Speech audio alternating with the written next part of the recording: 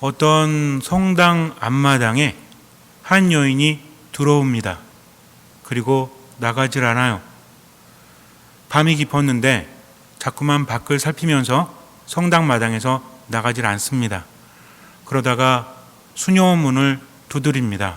수녀님이 나와서 아니 이 늦은 밤에 무슨 일이냐고 묻습니다. 그랬더니 그 여인이 이렇게 말해요. 저를 살려주십시오. 제가 죽게 생겼습니다. 깜짝 놀란 수녀님은 아니 도대체 무슨 일인데 그러십니까? 말을 해보십시오. 제가 도와드리겠습니다. 저는 오늘 세례를 받아야 됩니다.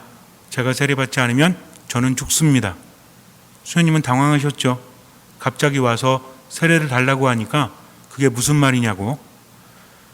그거는 가능하지 않다고 예비자 교리반에 등록을 하셔서 예비자 교리를 받으셔야만 세례를 받을 수 있다라고 말합니다. 하지만 여인은 막무가내예요. 세례받지 않으면 저는 죽습니다. 그러니 세례를 주십시오. 수녀님은 난처했어요. 어쩔 수 없이 사제관 문을 두드립니다. 신부님이 나왔죠. 여인은 똑같이 말합니다. 신부님도 수녀님과 똑같이 말했어요. 하지만 여인은 굽히지 않고 계속 말해요. 저는 세례를 받지 않고 여기를 나가면 오늘 죽습니다. 그래서 도대체 무슨 일인데 그러시냐고 물었습니다. 그랬더니 그 여인이 말하기를 자기는 무당이래요. 굉장히 유명한 무당이라고 합니다. 그런데 성당 앞을 지나는데 자기가 모시고 있는 신이 왠지 두려워하는 것 같더래요. 그동안 이 신에게서 벗어나고자 했다고 합니다. 왜냐하면 자유를 주지 않아서. 하느님은 인간에게 자유를 주지만 무당이 모시는 신은 자유를 주지 않나 봐요. 그래서 너무나 힘들어서 자기 뜻대로 하지 않으면 때로는 벌을 내리기도 하고 병을 내리기도 하고 그래서 벗어나야 되겠다. 하지만 그럴 길이 없었다고 합니다. 성당 앞을 지나갈 때면 왠지 움츠려드는 그리고 두려워하는 그 신을 보면서 이제 느꼈죠. 그리고 결단을 했다고 합니다. 성당 마당으로 뛰어들어갔대요. 그런데 그 신이 들어오질 못한다고 합니다.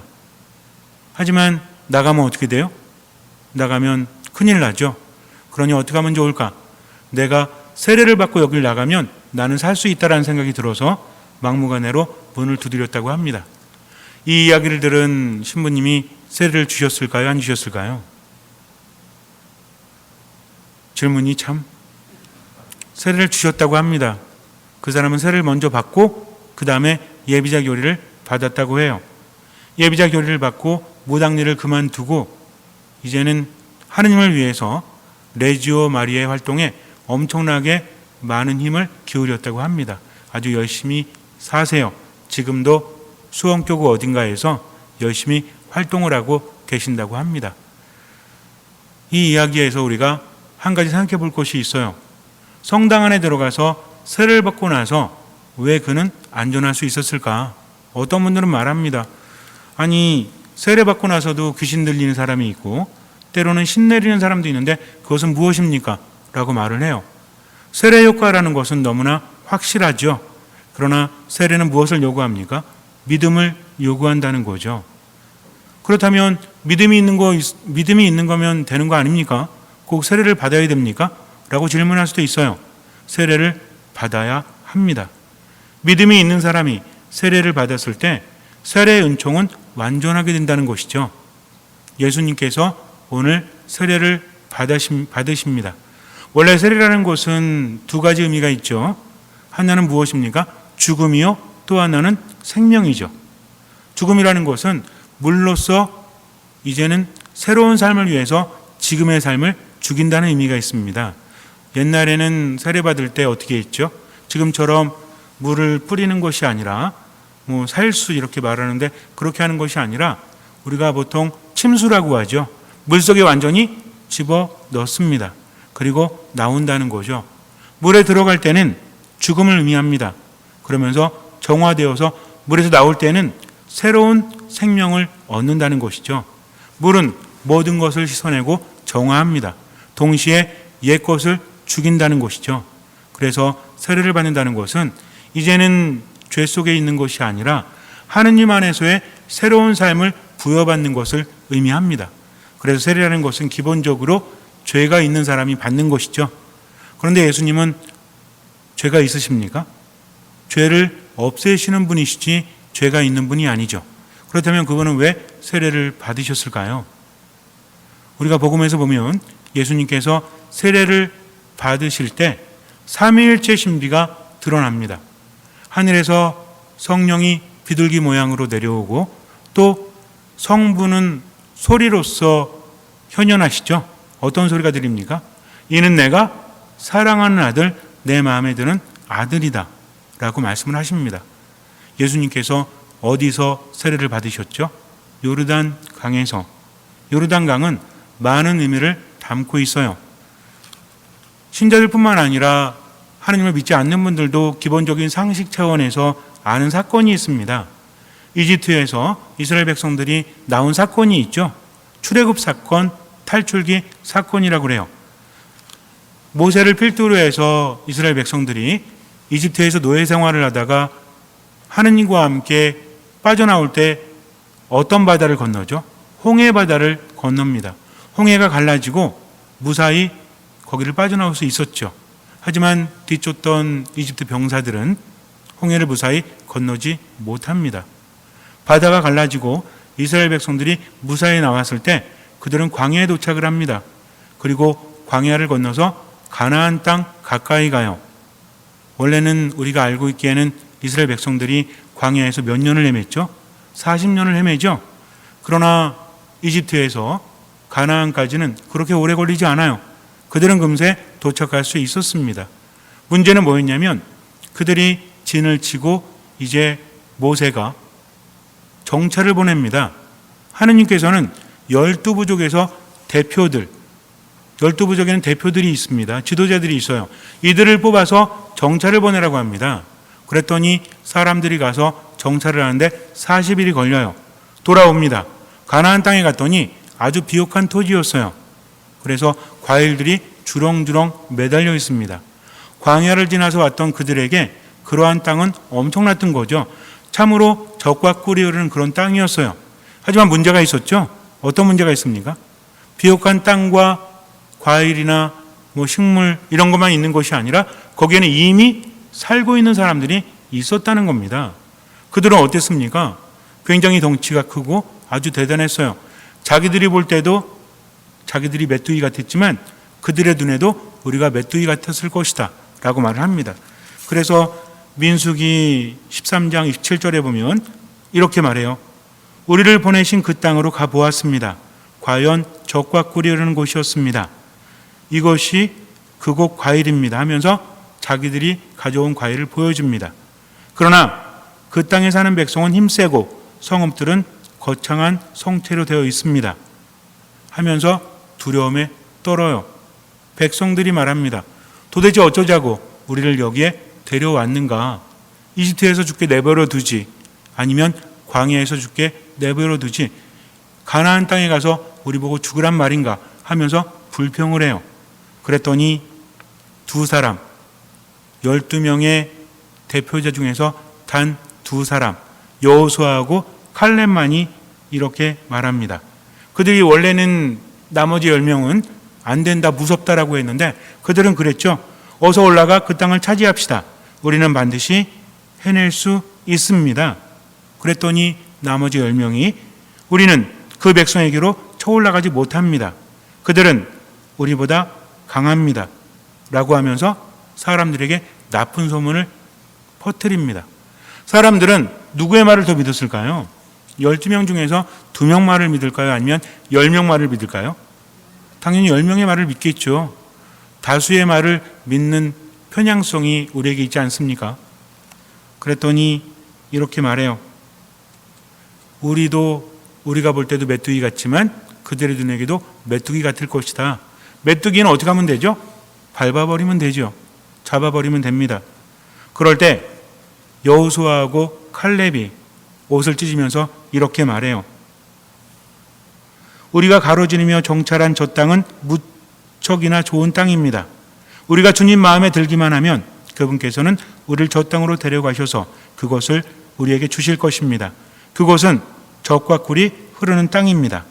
다만 여러분은 주님을 거역하지만 마십시오. 그리고 여러분은 저 땅의 백성을 두려워하지 마십시오. 그들은 이제 우리의 밥입니다. 그들을 덮어주던 그늘은 이미 거쳐버렸습니다. 주님께서 우리와 함께 계십니다.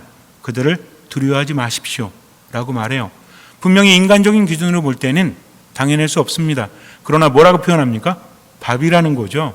여러분들, 우리가 그런 표현 많이 하죠? 상대가 안 될 때 뭐라 그래요? 아유, 밥이야, 밥. 근데 이게 성경에도 나와 있다는 거죠. 그들은 왜 그렇게 말했습니까? 하느님께서 함께 하시기 때문이에요. 그분을 믿으면 된다는 것을 이미 알고 있었습니다. 그런데 여기에서 백성들은 돌을 던져서 그들을 죽이려고 합니다. 믿으려고 하지 않아요. 그때 하느님의 영께서 말씀하십니다. 믿지 못했기 때문에 그 땅에 들어가지 못할 것이다. 누구만 빼고? 여호수아와 칼렙만 빼고. 처음에 이집트를 탈출했던 1세대는 들어가지 못합니다. 안타깝게도 모세도 들어가지 못해요. 이제는 2세대가 들어갈 수 있습니다. 하지만 그냥 들어갈 수 없었고 그들이 정찰한 기간이 며칠이었죠? 40일이었어요. 그래서 하루를 1년으로 삼아서 40년 동안 그들은 광야를 헤매게 됩니다. 그러다가 40년이 지난 다음에 모세의 뒤를 이은 여호수아가 지도자가 되어서 도착을 합니다. 이제 요르단강만 건너면 돼요. 모세는 그곳을 건너지 못하고 죽습니다. 느보산에 묻히죠. 여호수아는 하느님의 명을 듣습니다. 그리고 이렇게 말해요. 하느님께서 말씀하신 대로 이제 계약의 궤를 맨 사제들이 맨 앞에 간다. 계약의 궤는 무엇입니까? 계약의 궤는 하느님을 의미하죠. 그래서 계약의 궤 속에는 우리가 알고 있는 십계명이라고 하죠.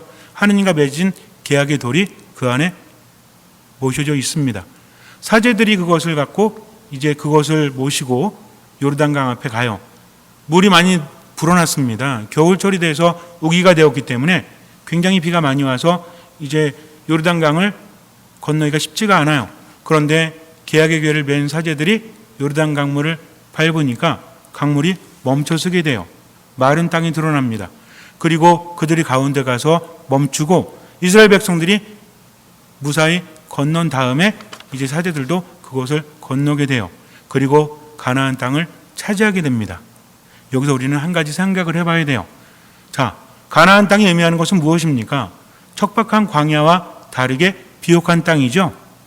하지만 이스라엘 백성들은 40년간 헤매었죠. 1세대는 들어가지 못했고 2세대만 들어가게 됩니다. 그런데 정말 1세대는 가나안 땅의 기쁨을 맛보지 못했고 그들은 버림받았을까요? 가나안 땅이라는 곳은 살기 좋은 곳이죠. 풍족한 곳이고 비옥한 곳이에요. 광야는 살기 어려운 곳이 아니라 살 수 없는 곳입니다. 그런데 1세대도 40년 동안 살았죠. 왜 살았어요? 하느님께서 먹을 것을 주시고 하느님께서 지켜주셨기 때문입니다. 그들은 깨달아야 됐어요. 광야라는 곳이 죽음의 땅이지만 죽지 않았다는 거죠. 가나안 땅은 삶이 넘쳐 흐르지만 더욱더 중요한 것은 어느 곳이 사는 곳이요 어느 곳이 생명의 장소다? 하느님께서 함께 하시는 곳이라는 거죠. 그것을 광야에서 그들이 깨닫지 못했기 때문에 그들은 가나안 땅에 들어가지 못했어요. 하느님께서는 벌을 주시다가도 하느님께서는 마음을 고치십니다. 변덕스러운 게 아닙니다. 인간이 죄를 지으면 하느님은 벌을 주셔야 돼요. 그러나 인간이 뉘우치면 하느님은 그것을 용서해 주시고 그들에게 더 좋은 것을 주신다는 겁니다. 40년을 그들이 헤매게 되었지만 그들이 깨닫기만 했다면 40년 동안 헤매지 않았겠죠. 그리고 가나안 땅으로 들어가지 않았겠습니까?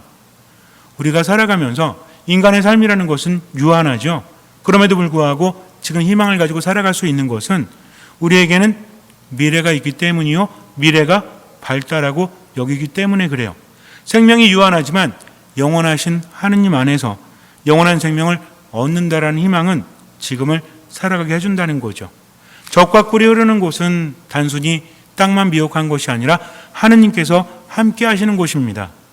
죽음에서 생명으로 건너갔다는 것은 이집트의 노예 생활이 가나안 땅에서 자유로운 생활로 자리 잡는다는 것은 인간의 삶을 볼 때 우리에게도 해당되는 것인데 그것은 무엇입니까? 이제는 아프지 않고 이제는 고통스럽지 않고 죽음의 지배를 받지 않고 자유롭게 생명력이 넘쳐 흐르는 곳, 즉 누가 계신 곳?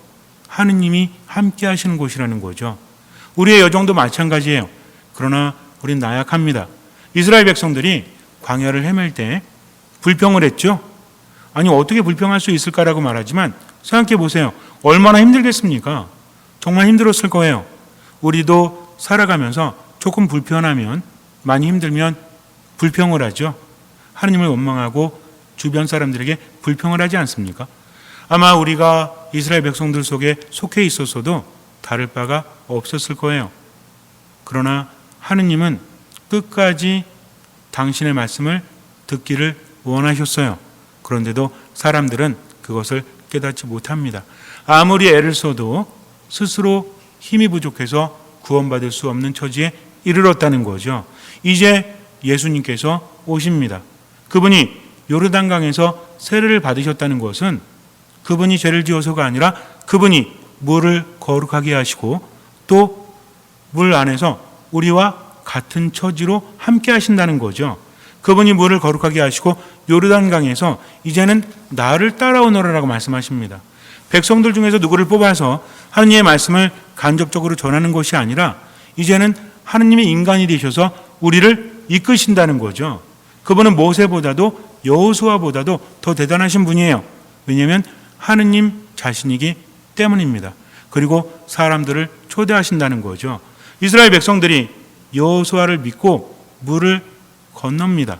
그리고 가나안 땅을 차지하듯이 이제 우리는 누굴 따라서? 예수님을 따라서 그분을 믿고 물을 건넌다는 거죠. 예수님께서 물을 거룩하게 하시고 그 물로 세례를 받으시라고 합니다. 우리는 이렇게 말할 수도 있죠. 착하게 살면 되지 않습니까? 하느님의 말씀대로 살면 되지 왜 굳이 세례를 받고 굳이 미사 참여를 하고 굳이 기도를 해야 됩니까? 성사를 왜 받아야 됩니까? 라고 말을 해요. 왜 그렇죠? 예수님께서 하라고 하셨기 때문에 그래요. 신앙은 좋은 것을 깨닫고 교훈을 얻는 것이 아닙니다. 신앙은 무엇입니까? 신앙은 근본적으로 뭐라고 했죠? 하느님과 함께 살아가는 거라고 했습니다. 하느님께서 바라시는 것은 단순히 내 말을 듣고 깨닫고 착하게 살라가 아니에요. 임마누엘 하느님께서는 우리와 함께 살기를 바라십니다. 그리고 우리 또한 그분 안에 머물기를 바라신다는 거죠. 그래서 예수님께서는 세례를 받으라고 하시고 아주 구체적으로 말씀하시죠. 나를 따라오너라. 나는 길이요 진리요 생명이다. 나를 믿는 사람, 나를 따르는 사람은 죽지 않을 것이다. 영원한 생명을 얻을 것이다 라고 말씀하시면서 뭘 받으라고 하십니까? 세례를 받으라고 하신다는 거죠. 세례라는 것은 받음으로 인해서 어디 참여하게 됩니까? 나머지 성사에 참여하게 되죠. 가장 중요한 성체 성사를 중심으로 7가지 성사, 그것을 시작하는 것이 바로 세례 성사라는 거죠. 세례 성사는 하느님과 함께 그분 안에 머물기 위해서 그렇게 하는 것입니다. 보통 대학교나 이런 데 가면 도서관들이 있죠. 요즘에는 잘 모르겠지만 제가 옛날에 고등학교 때 옆에 대학교가 있었어요. 아주대학교라고 있었는데 고등학교 옆에 원래는 같은 재단이었다가 나중에는 갈라지게 되는데 아주대학교에 가서 머리를 깎으면 좀 싸더라고요. 그리고 도서관이 있습니다. 거기가 좀 개방적이었던 것 같아요. 그래서 대학생들과 함께 시험 기간이 되면 거기 가서 공부하면 더 재밌었어요. 그런 거 있잖아요. 고등학생이 괜히 그냥 대학생이랑 같이 함께 하고 싶어가지고 제지를 하지 않았습니다. 그래서 도서관 가서 친구들 몇 명이랑 같이 공부를 하곤 했어요. 그 도서관에 대학생들도 있고 저희 고등학생들도 있었죠. 같은 공간에서 공부를 합니다. 그러나 근본적인 차이가 있죠. 무엇입니까? 우리는 잠깐 그것을 사용하긴 하지만 그 학교의 학생들은 아니었다는 거죠. 아무나 들어갈 수는 있어요. 그러나 아무나 졸업장을 받을 수는 없습니다. 그 교육을 받았다는 어떤 권리를 찾을 수 없다는 거죠.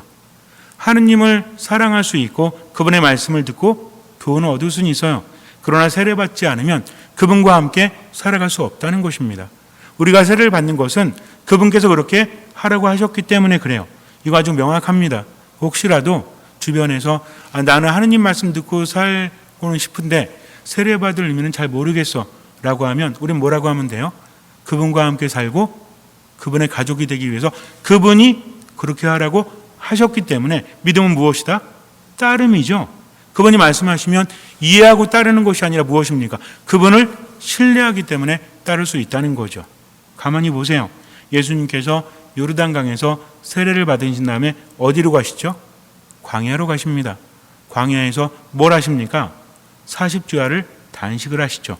광야라는 곳은 어떤 곳이라고 했죠? 물과 좀 비슷해요. 이스라엘 백성들이 40년 동안 정화되는 시기를 겪은 곳이 바로 광야입니다. 왜 정화되어야 되죠? 우리가 죄를 벗어나고 정화된다는 말을 많이 하는데 정화가 뭐죠? 깨끗하게 하는 거? 그럼 집에서 씻고 나오면 되잖아요. 죄에서 정화된다는 것은 무엇입니까? 죄를 지은 사람은 하느님 안에 머물 수 없다는 거죠. 정화라는 것은 근본적인 목적이 무엇입니까? 하느님과 함께 그분 안에 머물기 위한 과정이라는 거죠. 광야에서 이스라엘 백성들은 그 과정을 거쳤어요. 그런데도 깨닫지 못하는 사람들이 더 많았습니다. 이제 예수님께서 그 과정을 거치십니다. 광야에 누가 있죠? 사탄이 있어요.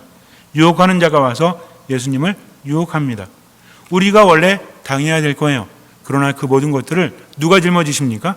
예수님께서 짊어지신다는 거죠. 아주 획기적인 것입니다. 이스라엘 백성들은 40년간 광야에서 헤맸지만 우린 그럴 필요가 없어요. 누가 하셨기 때문에? 예수님께서 40일간 그렇게 하셨기 때문입니다. 예수님은 배고픈 중에도, 예수님은 힘든 중에도 사탄을 이겨내시죠. 그분이 우리를 대신한다면 그분은 나약함을 가져야 됩니다. 하느님은 완전하십니다. 그러나 하느님이 인간이 되셨다는 것은 엄청난 겸손이죠. 더군다나 유혹을 받으십니다. 배고픈 중에 인간이 느껴야 될 나약함을 다 가지셨다는 거죠. 그럴 때 예수님께서 뭐라고 하십니까? 사탄, 너 죽을래? 나중에 어떤 꼴을 당하려고 나를 감히 유혹하고 나를 놀리는 거야? 내가 배고픈데 와서 그렇게 놀리면 좋냐? 라고 말씀하세요. 뭐라고 하십니까? 사람이 빵만으로 사는 것이 아니라 하느님에게서 오는 말씀으로 살아간다라고 하세요. 하느님의 이름, 하느님과 함께하면서 사탄을 이겨냈다는 거죠. 원래 인간은 어땠습니까? 하느님을 떠나서 혼자서 살려고 했죠. 그러나 예수님은 어떻게 하십니까? 하느님과 함께 그분의 이름으로, 그분의 말씀으로 사탄을 이겨내셨다는 겁니다. 사탄은 어떤 존재죠? 인간을 힘들게 하고 인간을 죽음에 이르게 하는 존재예요. 그 앞에서 우리는 나약할 수밖에 없지만 이제 예수님께서는 겸손하게 하느님 안에서 사탄을 이겨내십니다. 그리고 하느님 나라를 선포하셨다는 거죠. 그러면서 우리에게 뭐라고 하십니까? 따라오라고 하십니다. 내가 길이니까 너희는 그 길을 가면 된다. 나는 목자요, 너희는 양들이니까 내 음성을 듣고 나만 따라오면 된다. 나는 포도나무요, 너희는 가지니까 내 곁에 붙어 있으면 된다 라고 말씀하십니다. 이것이 바로 세례의 의미라는 거죠. 이스라엘 백성들은 요르단강 앞에서도 이제 가나안 땅에 들어갈 수 있었음에도 불구하고 불신했죠. 불평했습니다. 그러니 하느님은 어땠어요? 너무나 슬프고 너무나 화가 나셨어요. 그런데 예수님께서 세례를 받으실 때 하늘에서 어떤 소리가 들려요? 이는 내가 사랑하는 아들, 내 마음에 드는 아들이다라고 하십니다. 광야에서 헤매던 이스라엘 백성들도 하느님은 사랑하셨어요. 그러나 뭐가 빠졌죠? 내가 사랑하는 이스라엘 백성들, 그러나 내 마음에 드는 이런 말씀하지 못하시죠. 사람들이 그렇게 하지 못했기 때문에 그래요. 그러나 예수님께서는 이것을 뒤바꿔 놓으십니다. 그분은 어떤 소리 들었어요? 내 마음에 드는 아들이다라고 하십니다. 즉 예수님은 하느님 마음에 들었고 그 때문에 구원이 찾아왔고 우리는 어떻게 하기만 돼요? 그분 편에만 서면 된다는 거죠. 예수님을 따르는 사람들은 운명 공동체가 됩니다. 예수님은 머리죠. 우리는 그 몸의 지체들이에요. 머리가 가는 곳에 몸의 지체들도 따라가지 않습니까? 여러분들은 혹시나 머리 가는 곳, 몸 가는 곳이 다르세요? 그렇지 않습니다. 머리가 가는 곳에는 몸의 지체도 따라간다는 거죠. 예수님께서 그렇게 하셨기 때문에 그분의 지체인 우리도, 그 나무에 붙어있는 가지인 우리도 그냥 그분 말씀만 들으면 하느님 마음에 드는 사람이 되고, 하느님 마음에 드는 사람은 어떤 사람이에요? 그분 안에 머물 수 있다는 것입니다. 그래서 우리가 희망을 갖는다는 거죠. 여러분들이 받은 세례는 바로 그런 의미가 있어요. 세례를 받음으로 인해서 어떻게 된다? 아니 어떤 사람은 세례 받았는데도 사탄의 유혹에 넘어가고 어떤 사람은 신내림까지 받았는데 그것은 무슨 얘기입니까? 라고 말한다면 그 사람은 세례를 받았을지 모르겠지만 따르지 못했다는 거죠. 세례를 받는다는 것은 무엇입니까? 예전의 삶이 아닌 새로운 삶을 살겠다. 정의하면 뭐예요? 하느님 없이 살았던 삶이 아닌 이제는 하느님과 함께 그분 안에 머물겠다라는 것입니다. 하느님 안에 머무는 사람은 어떤 사람이죠? 신뢰하는 사람, 겸손하게 말씀을 듣고 그분을 따르는 사람, 아무것도 판단하지 않고 그분의 뜻대로 할 수 있는 만큼 하면서 나머지는 하느님께 맡기는 사람이 바로 그런 사람이에요. 불평을 한다면 그것은 무엇입니까? 하느님께 맡기지 못했다는 거죠. 물론 살아가면서 불평할 수밖에 없어요. 우리는 나약하기 때문에. 그러나 그럼에도 불구하고 그분의 자비를 믿고 지금을 살아가는 겁니다. 이것이 바로 진정한 신앙이라는 거죠. 이럴 때 기적이 일어나는 거예요. 세례만 받았다고 일어나는 것이 아니라 예수님 뭐라고 하십니까? 너의 믿음이 너를 구원하였다라고 하세요. 세례를 받고 말씀을 들으면서 미사 기도 안에 머문다면 믿음은 생겨나고요. 이런 믿음이 기적을 일으킨다는 거죠. 그렇기 때문에 세례 받았다는 것은 뭐예요? 기본적으로 자격이 생겼다는 거예요. 나머지는 우리가 해야 됩니다. 학교에 들어갈 때 요즘에 수능이 끝나서 이제 조금은 쉬고 있지만 우리 학생들이 1년 또는 3년 동안 열심히 공부했죠? 왜 그랬어요? 왜 공부했죠? 시험 보려고. 왜 시험 보려고 했어요? 대학 가려고. 그럼 여러분들 대학에서 배우는 거 혼자 공부하면 안 돼요? 책 사다가 인터넷 강의 보면서 대충 혼자 공부해도 지식은 얻죠? 그러나 졸업은 할 수 없잖아요. 그렇지 않습니까? 갑자기 어느 날 교수님 찾아가가지고 저 좀 테스트 해주세요. 왜 그러십니까? 제가 혼자 공부했거든요. 어차피 뭐 졸업한다는 것은 지식을 배우고 테스트만 통과하면 되는 거 아닙니까? 하면서 종합시험을 보면 그 사람은 통과할 수 있나요? 시험 자체를 볼 수가 없습니다. 왜? 입학을 하지 못했기 때문에 그래요. 세례를 받는다는 것은 입학은 된 겁니다. 문제는 뭐예요? 공부하지 않으면, 이건 또 다른 경우죠. 입학하면 뭐 하겠다는 얘기야? 열심히 공부하면 졸업할 수 있다는 겁니다. 그러나 입학조차 하지 않으면 열심히 공부해도 의미가 없다는 거예요. 세례를 받았다는 것은 예수님 안에 머물 그분을 따라서 하느님 안에 머물 자격을 얻었다는 겁니다. 문제는 이제 뭐예요? 뭘 보여야 돼요? 기적은 하느님께서 하십니다. 이끄는 것도 예수님께서 하세요. 우리가 보여야 될 것은 무엇입니까? 믿음이라는 거죠. 이런 믿음이 있을 때 세례는 완성돼요. 우리는 세례를 받을 때 물로 종화를 받았죠. 그리고 뭘 발랐어요? 예비자 성료하고 크리스마스 성료를 바르지 않았습니까? 예비자 성료를 발랐다는 건 뭐예요? 기름을 바른다는 것은 고대에는 어떤 의미였습니까? 우리가 아픈데 상처가 난데도 기름을 바르죠. 전쟁 나갈 때도 기름을 바르죠. 왜 발라요? 전쟁 나갔을 때 기름을 바르지 않으면 쉽게 상처가 나거나 적군에게 잡힐 수가 있어요. 기름을 바른다는 것은 무슨 의미입니까? 보호해 준다는 의미죠. 예비자 성료는 우리를 사탄으로부터 보호합니다. 크리스마스 성료는요, 거룩하게 한다는 거죠.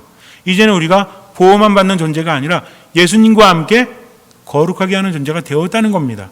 복음을 살아가고 복음을 전하는 존재가 되었다는 거죠. 이것이 될 때 그 세례는 믿음으로 완성되는 거예요. 근데 세례만 받고 그냥 하느님 말씀 듣지도 않고 미사 봉헌하지도 않고 이렇게 사니까 어때요? 보호받지도 못하고 입학은 했는데 공부하지 못하니까 뭘 못해? 졸업을 하지 못하는 것과 같다는 것입니다. 그래서 예수님의 세례는 무를 거룩하게 하시고 우리와 운명 공동체가 되셨다. 그러니까 우리도 세례를 받고 그분과 함께 할 수 있는 자격이 생겼으니까 이제는 나도 하느님께 어떤 말을 들어야 돼요? 이는 내가 사랑하는 아들, 딸, 내 마음에 드는 아들, 딸이다. 왜? 예수님 안에 머물렀기 때문에. 이렇게 되어야 되지 않습니까? 그래서 요즘에 많이 힘들지만 내가 받은 세례에 대해서, 믿음에 대해서 다시 한번 생각했으면 좋겠어요. 광야와도 같습니다. 코로나 때문에 또 여러 가지 정신적인 문제, 관계적인 문제 때문에 많이 힘들죠. 광야와 같아요. 그러나 우리는 희망을 놓지 않죠. 왜 그렇습니까? 하느님께서 함께 하시기 때문입니다. 잠시 눈을 감으세요. 인생은 광야와도 같습니다. 가나안 땅에 가야 돼요. 그런데 가나안 땅은 무엇입니까? 가나안 땅은 그냥 비옥한 땅이 아니라 하느님께서 함께 하시는 곳입니다. 광야도 하느님께서 함께 하시면 그곳이 바로 가나안 땅이 될 수 있다라는 거죠. 하느님과 함께 하십시오. 여러분들은 세례를 받으셨습니다. 예수님께서 짊어지신 십자가, 그분이 당하신 고통은 우리를 위해서 그랬던 것이고 우리는 세례받음으로 인해서 그분의 은총에 참여할 수 있습니다. 그러니 예수님 안에 머물고 그분을 따라가십시오. 세례의 은총이 꽃피우기 위해서 믿음을 가지고 주님 안에 머무세요. 말씀을 들으십시오. 아무리 힘들어도 판단하지 않고 모든 것을 그분께 맡기고 할 수 있는 만큼 최선을 다해서 지금을 살아가십시오. 주님께서는 그 믿음을 보시고 우리 삶에 놀라운 기적을 일으켜 주실 것입니다.